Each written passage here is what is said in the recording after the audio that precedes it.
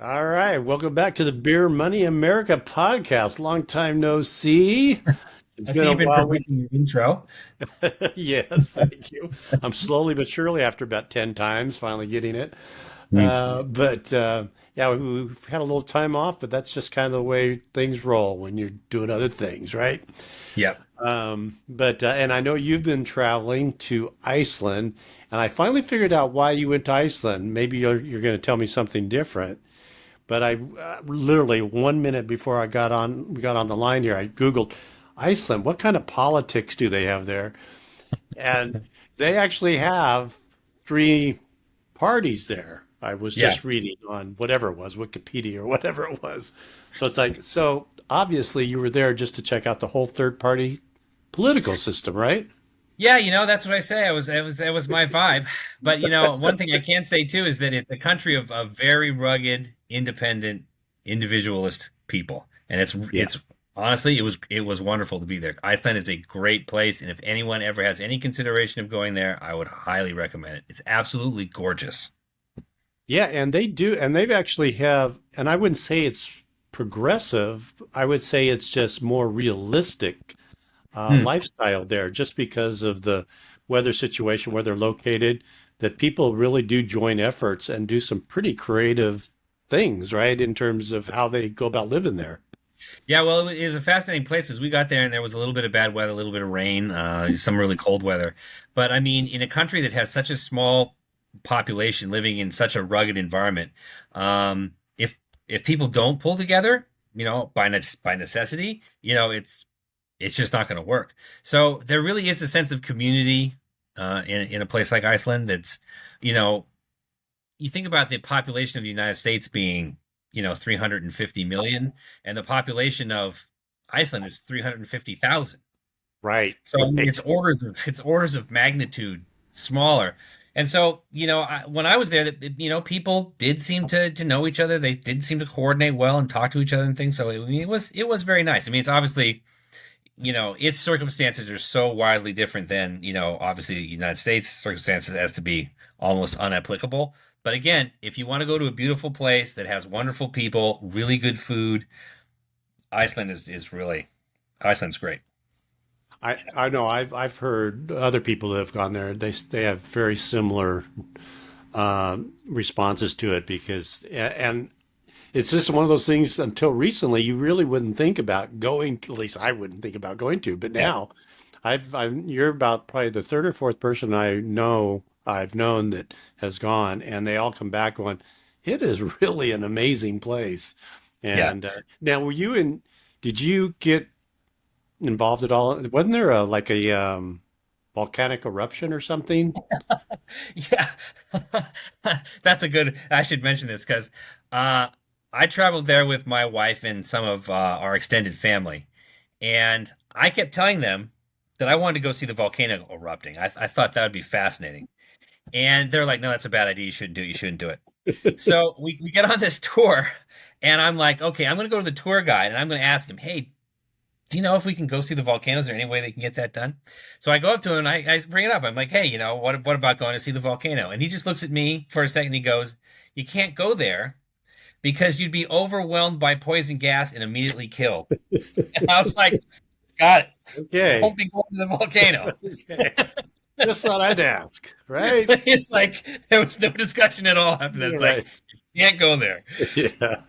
Uh, yeah, there goes those Americans again, right? Yeah, Right, don't even think about it. Just, right, just don't right. even bother. Oh So it was great. man, oh man.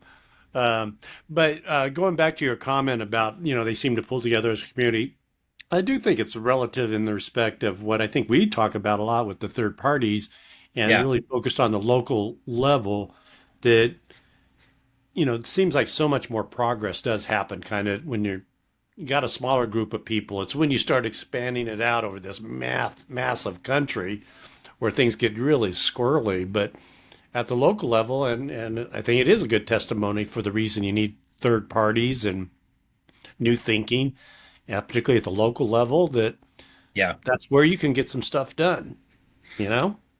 Yeah, it is, and the thing is, it's interesting because you were mentioning the fact that there are three political parties in Iceland, and as I say, I'm not 100% well versed on Icelandic politics or anything, but it's like in any place that you go, there is sort of commonality within the locality that you're at. But it's so important to also have a diversity of opinion if you ever want to get anything solved, because it can't be, my way or the highway all the time, because nobody ever has all the right answers for everything. No one group, no one person always has all the right answers. So it's like you want a sense of community and you want people to understand the commonalities they have, but you also want diversity of opinion. And the political system that we have in this country right now is the exact polar opposite of that. The political system sets everybody at each other's throats, says it's us or them, and then within that group, within whatever party you're part of, there's no diversity of opinion. You have to be completely on board with everything that the party Right. says. And even if, one party has something completely wrong and somebody else comes along and suggests something different, you're compelled not to agree with the Right. divergence of opinion because you have to, keep to the dictum of whatever party you're aligned with. And it's like Iceland just, again, obviously only there for a short time, but it just doesn't seem to have even a trace of that. People understand what the challenges that need to be overcome are, like disastrously cold weather, volcanoes, things of that nature. And they look for ways to, you know, come around them. And they do seem to have different opinions about how to do it. And a lot of the time it seems like the good ideas prevail. And for a Yeah. very, very small country, it's as I say, it's wonderful. Seems like a Yeah. very great place. No. No, everything I've ever read or seen about they're surviving well. I mean, it's not like, Yeah. they've just really come up with some real creative things to live, and people love it. They're very loyal to their homeland, and it's really cool to see. Yeah. Um, Speaking of that, any thoughts on? I was going back to your comments about sort of this divisive attitude we have. That's really kind of come out, at least for me, in the last couple of weeks with the Iowa caucuses and the Mm. New Hampshire primary. That well, first of all, I keep scratching my head. It's like, how did these two states get to decide the future of the candidates? Because I mean, they really don't. And I understand all the Electoral College and all this kind of stuff, and everybody wants to be first and all that kind of stuff. But those two states really don't represent the No. broad spectrum of people in the U.S. Yet at the same time, and I'm looking at it from a Republican. I mean, Democrats, it's already over basically, but and it's pretty much over for Republicans too. Yeah. But at the same time, it's like How can it be that it's over after only two states? It's like it doesn't make any sense to me. Well, I And think that I was just gonna say, I think in this particular instance, because you essentially have two incumbents running, you have Biden and exactly, Trump yeah, both. I mean, there was kind of no primary. I mean, no, the Democrats were very straightforward about not having a primary, right, and the Republicans sort of put on kind of like a bit of a primary. But in the end, everybody kind of knew that Trump was going to win it anyway. I mean, Trump is overwhelmingly yeah, popular within the the Republican side, and as I say, the Democrat Party just disallowed everything right from the get go. right, So it kind of the in this particular case, the outcome was sort of inevitable. But more broadly and generally speaking, it's like there's this arcane it's method for doing ridiculous. things. But what you're mentioning makes me think about the fact that one thing that I think people have to remember is the Republican Party and the Democratic Party are like private organizations. They're not actually part of the government or anything else. Right. So, I mean, the chief of the RNC and the chief of the DNC, and they just They can do whatever decide, they want. Yeah, they right? do whatever they want. Yeah.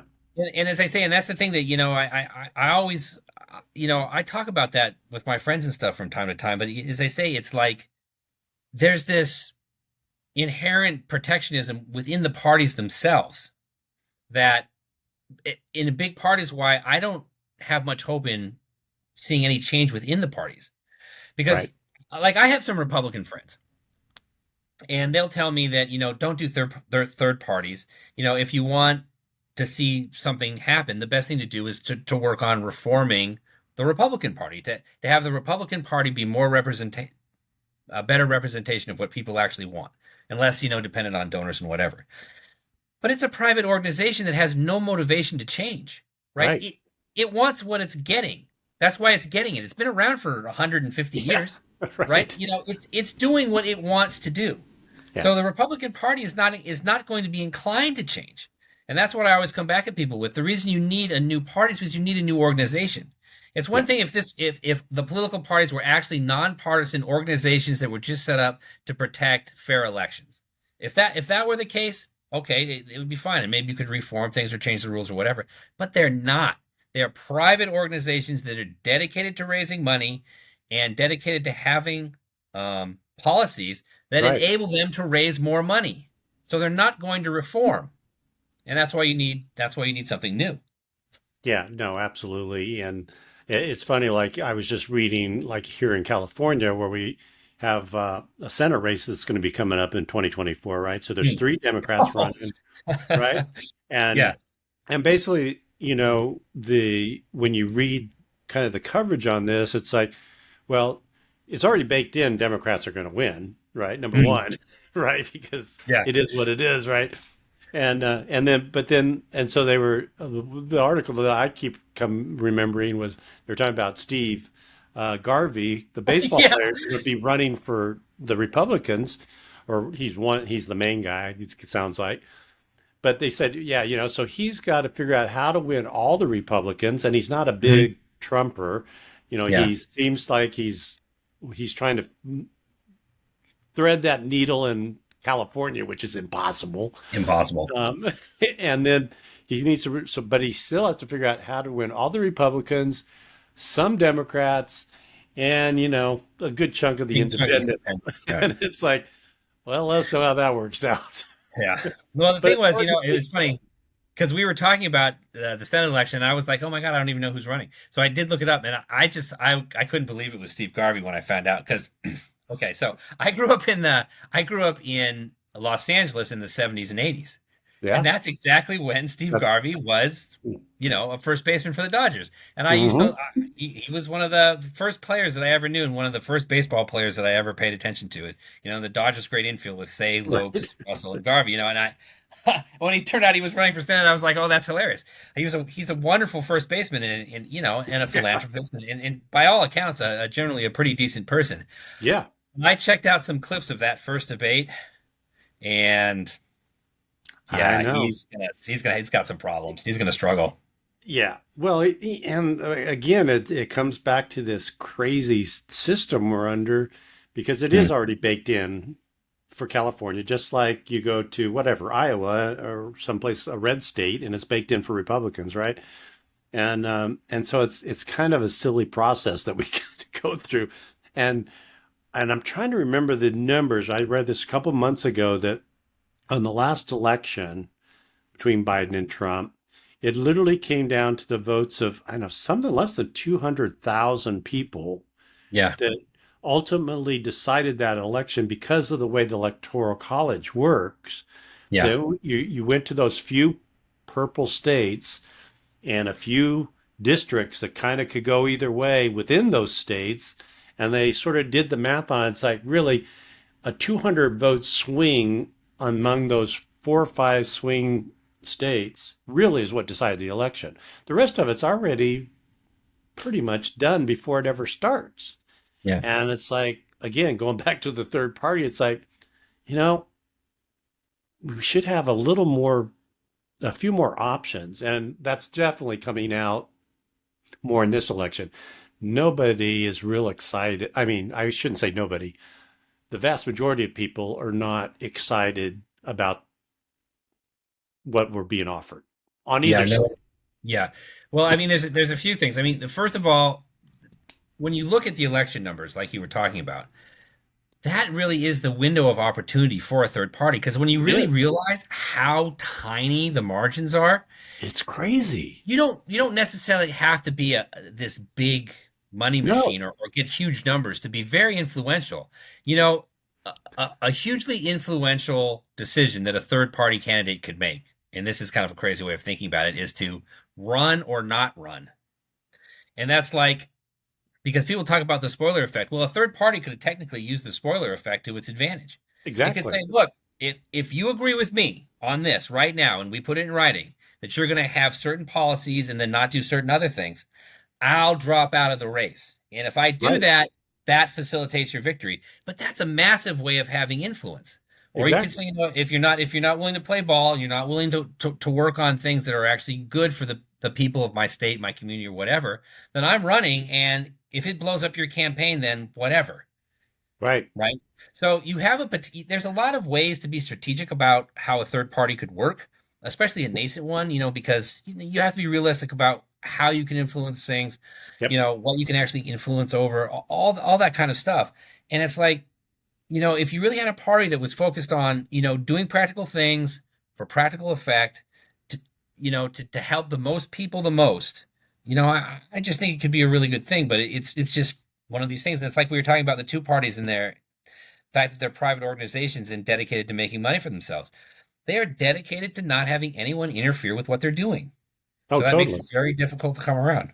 Yeah. Oh, Totally. and the one other thing I was going to say is that I think it's going to be really interesting to see what RFK Jr. does. I Right. don't 100% agree with everything that Right. RFK Right. Jr. wants or says, but it goes back to my affiliation with Ross Perot and being a Ross Perot supporter from way back when. Yep. If he can get, say, 20% of the vote, and he can get on the ballots in the swing states, he will have more of an effect on the election than anyone or anything else. Yep. And hopefully, third parties can attach themselves to him, and he can be open and minded enough to say, okay, let's start building something here in the middle Right. where we can get people on board from both sides and change the political landscape. Because you could argue that it will change the political landscape for better. You could argue that it could change the political landscape for worse. But right now, the most important thing is changing the political landscape because we can't continue down the same road. Something we have to you have to crack open the egg. And if Yep. you lose a lot of what's inside the egg at the time, I mean, maybe it's time for that. But you got to start doing something or you're just heading down the road to just absolute totalitarianism. Oh, totally. And he's really an interesting individual from the respect of he is seems to be the wild card that people aren't really quite sure who he would take votes from. Right. They can again going back. You can argue both sides. He's going to take votes from the Democrats. He can take votes from the Republicans. He's just kind of this. He's hard to pin down, right? Yeah. And that's actually a good thing in my Right. mind. It's Right. actually a good thing, right? Because if a third party is ever going to be successful, it's going to have to pull from both sides. Yeah, It, exactly. it, if it just pulls from one side or another, then you're just beating yourself up. You're not succeeding. No. And the one of the and that goes back to California because I think California is such a stark example of things that makes it kind of easy. Like it would be easy enough to start a new party and just wipe out the Republicans. Why? Right. Because the Republicans are already wiped out. I mean, nobody cares. You would end up with two worthless parties, and it wouldn't make any difference. Right. The only thing that would matter in California would be a new party that could come along, absorb, the moderate part of the Republican Party, and then Yep. also absorb the moderate part of the Democrat Party, because then you could actually break the hammerlock that the Democrats have on every single thing that happens in California. Yep. And that would be a political revolution. But just saying, okay, I hate Trump and I hate the Republicans, we need to wipe them out. Your job's already done. You don't even need to be there. It's irrelevant. Yeah. The Republicans don't exist in California. So, Yeah. it's But I like you do have to you. that thing. But to your point, I mean, that's really I really like that thought process because Republicans are a small portion of California, generally speaking, Right. but independents are huge in California. So if you can grab and get the right, because it's going to take some charismatic individual, I think, Yeah. to kind of coalesce around this. That hey, we're the taking those moderate Republicans and the independents that they're independent for a reason, right? Yeah. And to bring them around, and so I think there's some moderate Democrats too that really would could make that happen. But it comes down to finding that right person. When I was kind of looking at the candidates on the Democrat side, since I'm a recovering Democrat, there's only of the three main ones that are really running. They're all in Congress already. And Katie Porter is the only one that I know of who has said, I'm not going to take any PAC money. Mm. And so she doesn't take any PAC money. She's only taking individual donations and all that kind of stuff. So she's the closest I've ever heard of anybody in kind of the mainstream to do that. Um, but I look at her and I'm going, boy, that's great. And so that is an interest for me because that's always been my beef is with campaign Yeah. finance reform. But at the same time, she's not willing to take that step. And somebody's got to take that step at some point and say, hey, I'm going to go and I'm going to be an independent Right. and start bringing this third party. And she's the kind of personality that I think could do it, but she's still stuck. She's still hooked into the Democratic Party to the extent that obviously she's not doing it, and which is Yeah. sad because she has the potential, I think. But I still think, one of the problems that I have with well, with Andrew Yang's party, let's just call it that for now, Right. is that like I recently saw an interview with Andrew Yang and he was talking about how, well, Biden's done a pretty good job and he's, got a lot of accomplishments. And, his only problem is he's really old. So we need someone young. So I'm supporting Phillips. And my only reaction to that all the time is that if Biden is really doing well and he's got a lot of accomplishments, then you don't need Phillips. What are you even talking about? And so Right. he's somebody who theoretically supports third parties and wants to see, some sort of difference made in, how elections are done. But if your only change is to have someone who's ideologically identical to the current president, well, why do we need you? Let's just vote for the current president. Right. I mean, it's Yeah. completely meaningless. And Yeah. so, if that's your ideology for the party that you want to build, you're never going to get any traction because we've already got that. Nobody is going to trade over their authority within the Democrat power base to try and build something new to accomplish exactly the same thing. It doesn't make any sense. Yeah. And so, a lot of third party stuff is I may have said this on the podcast before, but I think there are two main reasons that third parties fail. One, they have an ideology that nobody wants, Right. and that's the Libertarian Party. Nobody wants anarchy. Right. Or their ideology is essentially exactly the same as one of the other two parties. They're just trying to disguise themselves as something else, and nobody Yeah. cares because if they want that policy enacted, they'll go with the people who have the power to actually enact it. Yeah. So those are the two death nails, I think, for a third party. So you need a unique ideology that people actually are responsive to, Right. and if you can't start from that position, then I just don't think you can make a party that will succeed. Right. Yeah, and I don't know. I just keep, and I'm sure you do too. I just keep scratching my head is how do you get that group of people to coalesce? And by the nature of independent voters, they're independent, right? Right. So There's a lot of disagreement. they're you're chasing cats, right? So it's like, but at the same time, I do think there are those things, particularly now, that those key issues that are bringing people around. People do.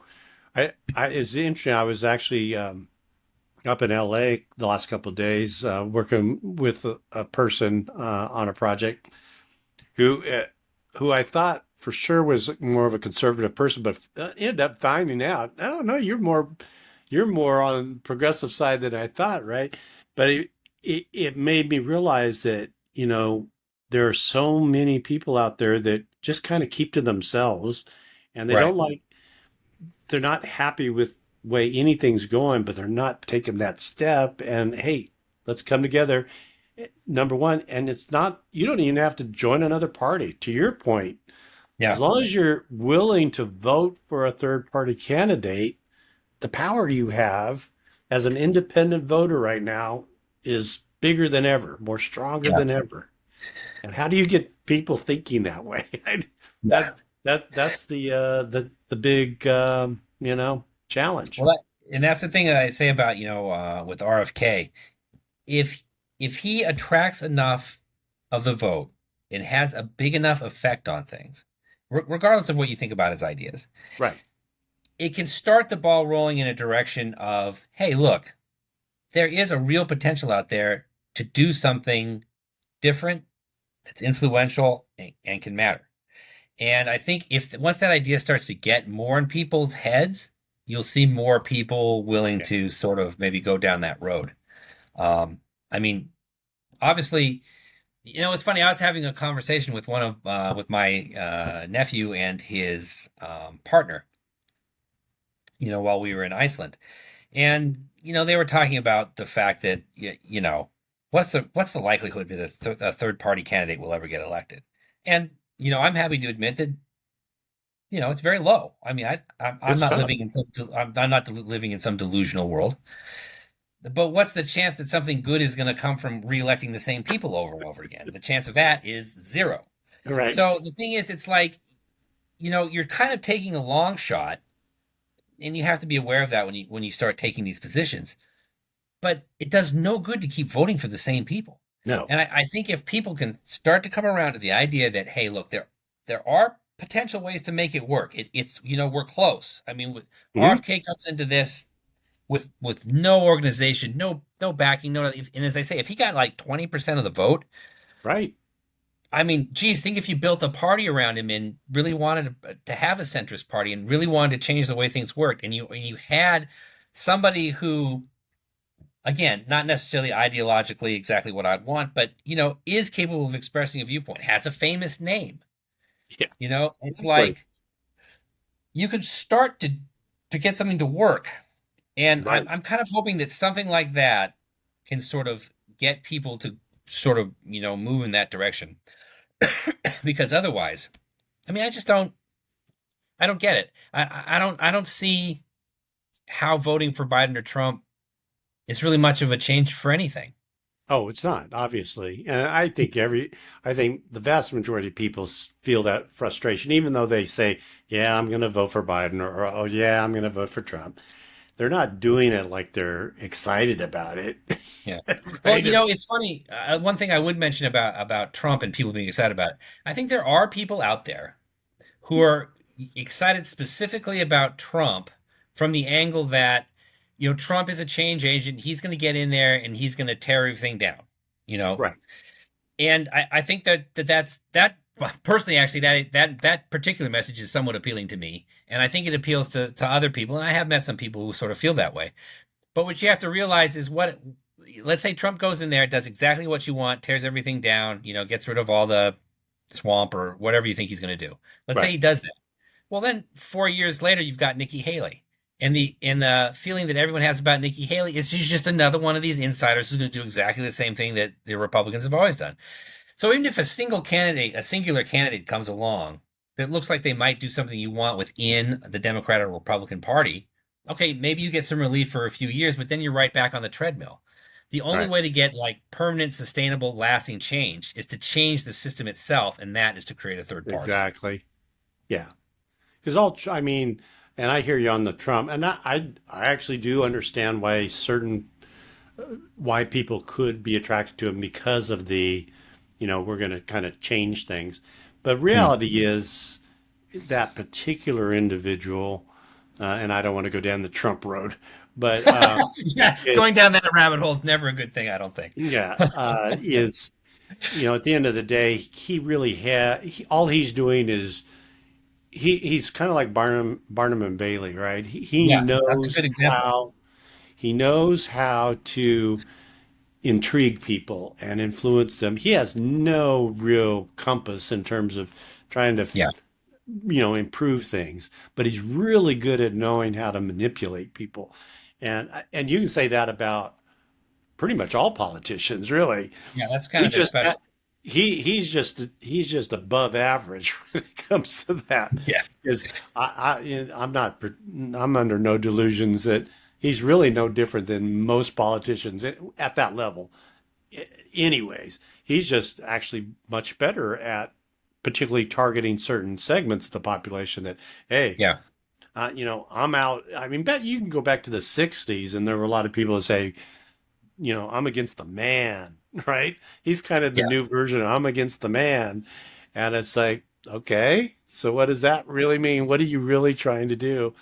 And Yeah. I keep coming back to something you said early on when we first started talking, and kind of your sort of threshold for all this stuff was about ultimately continuing to focus on expanding personal liberties, you know, Yeah.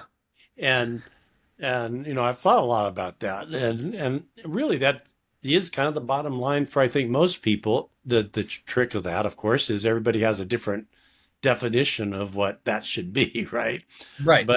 But at the same time, it is really kind of the foundation of at least what I think the country was founded on. That hey, we need to do whatever we can do within reason, without Yeah. creating anarchy, to Right. allow people just be who you are, you know. And we've gotten so far away from that on both sides of the equation that it's we're just totally off the mark. Well, and again, part of the reason I do that is because I think that that is the one great thing that is largely ignored by both parties is individual rights. You Yeah. know, the Republicans, pay some lip service to it, but they never really No. come through on it or anything. But the thing is, and like you were saying, like not everybody has the same idea about, exactly what that should be. But that's why even if I created my own party, which by the way, I'm actually looking into doing, I may create my own political party. Good. There's apparently a lot of paperwork involved in that, so I'm trying to sort through it, but we'll see if I can actually get that done. See how But that anyway, goes. but let's say even my own political party got to be the most powerful party. I would never advocate that it be the only party Oh because, gosh, no. like you say, how do you involve everybody's opinion about something? And the answer to that is fair and free elections.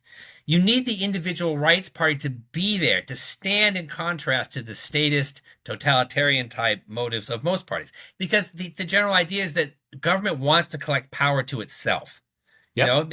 because then the people in government are more powerful. So to have a party dedicated by word and by deed to individual rights, to stand against the statist parties, that gives you the balance that you need. And then, of course, there's discourse between the parties, in and Right. amongst the parties. And when you have more than one party, that's the whole thing about coalition building. You have to present an argument at least reasonable enough to at least one other group of people who doesn't always agree with you to come together and form a government, a coalition, to Yep. actually do anything or get anything done, not one-sided power dictating to everybody what they should do. Which again, perfect example is California. California has Yep. a one-party system. The Democrats Yep. come in and say this is the way it is, and then that's the way it is because there's no dissension, no argument, no disagreement, no nothing, no Right. discussion on any issue. Yep. So the thing is, I think the foundation for the third party is individual rights. But then amongst the parties, that's where the difference of opinions and, the level of state influence and things comes to bear. Because again, unless you're the anarchist libertarians, you Right. can recognize that you need government to do certain things. You need a regulatory body that at least gives people an idea about what the playing field looks like. You need traffic laws or everyone runs into each other. Well, Exactly. that's what you need. That's something you need government for. Yep. So again, I like bringing up. I'm very passionate about the idea of individual rights, but again, and you're also right about the idea of divergence of opinion, which is why you need as many opinions as possible to have as many good ideas as possible to make the best possible solutions for things. And I think that's just what third parties are all about. Yeah. Yeah. No, totally agree. Well, I hope you do start that. I will help you support it for sure. The part of one. Well, you got to start somewhere, right? Well, And I was but going to say the thing I was sort of thinking about it was is that if I can actually figure out how to get it registered and whatever, then instead of talking in more vagaries, I'll just start building a website and being like, look, this is what this party stands for. And and I think that's a good third party and you can like it or you can hate it, but that's what I think that a third party needs to look like and it's here and people can sign on for it. well, and again, and I think that's. I mean, I don't think that's all that much of a pipe dream these days, only because you have so many, there's such better access to just getting out to people that Yeah. I always find it fascinating. To this day, I'll be listening to things, and they're always talking about having the ground game, and we need to go knock on every door, and we need to, put our little things in the yard signs, and all that. And it's like, Yeah. I think that probably made sense at some point, but I think Trump actually has proven the point that although he's become a little more mainstream, those things in the beginning, I mean, he does not do what they call retail politics at Oh all. no, not at I all. mean, he built that whole thing on just personality driven. We're going to just Yep. like flood the media and we know we can manipulate the media in all these different ways. Yeah. I'm not saying it's a positive thing he did. In fact, I'm not saying that at all. But it proved the point that the way to make inroads has completely changed, and the Yeah. both traditional Republicans and Democrats are still kind of going down this road about this is how you need to rally people, and the truth is the vast majority of people probably won't even be thinking about this election for another few months. Yeah. So, and in the Well, meantime, you could be doing all these other things. So, yeah. your thought, I think, you know, not that far off of reality. But it's also in part why again I love this podcast is because I think that it is possible for a nobody like me to actually get my voice out there. It's like the digital ground game, the digital grassroots. You know, Exactly. 25 years ago, I could stand up on a soapbox in a street corner and maybe reach 10 Right. people. And while I have no idea how many people this podcast will eventually reach, maybe it won't be more than 10 people. You never Right. know. But it's like there is potential out there. And I think because there are so many people that are interested in the potential that new media has to offer, if you get enough people saying enough things over enough period of time, you know, you can start to make progress. And if you and I can contribute even just, 1/10 millionth of that to the world, then Right. I think it's worthwhile. Well, and Yeah. again, it goes back to, your point about how much leverage people really do have. When Mhm. you look at people can either call it, yeah, you're a spoiler candidate, or you can position it as a candidate that's trying to make a difference and Right. change people's thought process and how we go about electing leaders. And it's the same thing, just two sides of the same coin, right? Yeah. And that's the beauty of it, right? So I Yeah. hear you. And I'll just say one more time because I'm pretty sure I have said this before, and that is voting for a third party is a vote for change. It's not throwing your vote away, even if your Yep. candidate doesn't lose, even if your second most preferred outcome doesn't happen. It's not a waste of a vote. It's a vote to change things. It's a vote to create something new, to have potential, to have something, you know, benefit society in the long run, as opposed to just voting for the same downward spiral that we're always voting for. So, as I say, vote third candidate, look at all the candidates, decide who you want to vote for, and don't hold back. You there? Or is that I me? am Oh, here. Did something happen? okay. Everything froze there for a second. I think it was probably on my side, maybe. Anyways, no, totally agree. And it's interesting because as I was looking at the Democrat slate of electors or Mm. of candidates for the Senate race, I was coming to that same conclusion. It's like, this is the perfect time for any Democrats that might be listening to this right now. This is Yeah. the perfect race right now to register your dissatisfaction with the system. Because one of those three people that are on the Democratic side are going to probably be the next senator, right? Yeah. So you're not throwing your vote away. But if you don't vote for any of them, and you vote for, and this is where I need your creative genius is, what should the write-in candidate be, right? Because that's what I'm going to do. I'm going to write in a candidate, and it could be just to register that, hey, I would normally be voting for a Democrat, but I'm not anymore. I want to send my message that says, hey, Democrats, in my case, Democrats, if you really want to get my vote in the future, you need to start representing these things around individual rights and all the things that we've been talking about. And so, but I don't know what that write-in should be because I think if we somehow got, and again, I always go back to the actually the representative side of things. So here in District 49, you know, we only need about 10, 15,000 people, right? And you could Yeah, influence an entire election. And that's in this heavy Democrat oriented world we live in. But you can really make a difference. So I'm just trying to think, what's the right name to write in for that's a tough any of these question. candidates, just to register it in our little way, right? I think that if I was going to go purely symbolic with absolutely no conceivable chance of really actually winning, I would write in Kristen Sinema because she's a Really? Democrat that turned into an independent and is a senator in Arizona. Right? So while obviously she can't be the senator from California, if you wanted to write in a symbolic candidate to voice that opinion, that's probably who Interesting. I'd write. That's an interesting idea. Yeah. Yeah. Hmm.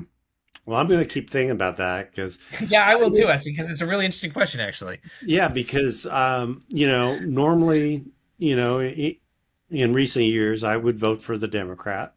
Mm. But this year I'm not. I'm not going to, but I want to make sure it's meaningful in a symbolic way, right? Um, and if you get enough people to do that, and maybe this first time you only get 100 people to do it, right? But next Yeah. time maybe it's 1,000. Next time, Yeah. particularly with congressional races, since they're every 2 years, you can actually move it along pretty quickly on the congressional races, and so it's a way Might get to somewhere. you know make some impact there. Yeah, it'll And be interesting eventually to they'll see what wake happens up. because how many Democrats are actually in the race so far? Is it three, two or three? Three, I think three. It's Adam Schiff and Katie Porter and Barbara Lee. I actually looked it up, and they're all in Congress right now. Yeah, And they all seem like you know I've found them reasonable people to a certain extent, but they're all part of the machine, man. All three of yeah, them. And the only one that it all interests me is Katie Porter, only because she's been pretty blatant about the whole campaign finance reform thing.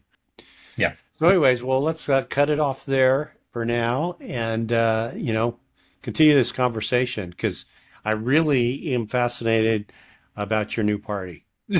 Yeah, as I say, I'm gonna look, try and find the right documents on the FEC, and then I guess I probably have to do it for the state, but we'll see what happens. That'll be Well, and interesting. again, I keep thinking, man, I think you do. Ultimately, you do need structure around having a political party, but in the Yeah, interim, I don't want anybody to ever think that you have to wait for that. I mean, you can still vote independent, and there's lots of ways to register that dissatisfaction with the two-party system. yeah. Well, one other thing I would say, and whether this makes it on the podcast or not, too, is up to you. But Linda turned me on to something called the Good Party, and you can look it up. It's like goodparty.org, and they're a party that's not really a party. They're just a party that provides people with the information they need to run as a non-party individual, and Yeah. they've helped fund some campaigns and provided information to some people who have actually won races in various states.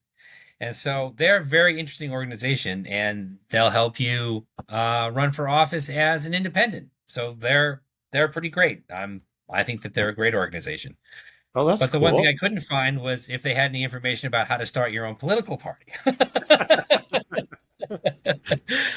Well, I'll definitely put a link in the show notes to them and to check them out. Hey, you need to just spread the news and get people rethinking this stuff and get out of this, you know, channel that so many people are in that, hey, there's only, you either go left or you go right. It's like, no, not Right. necessarily. So, Yeah. all right. Well, we'll, Well, good to see you, man. good catching up and welcome back to the warm weather. And Yeah. we'll catch you on the next one. Yep, and I'll see you next week.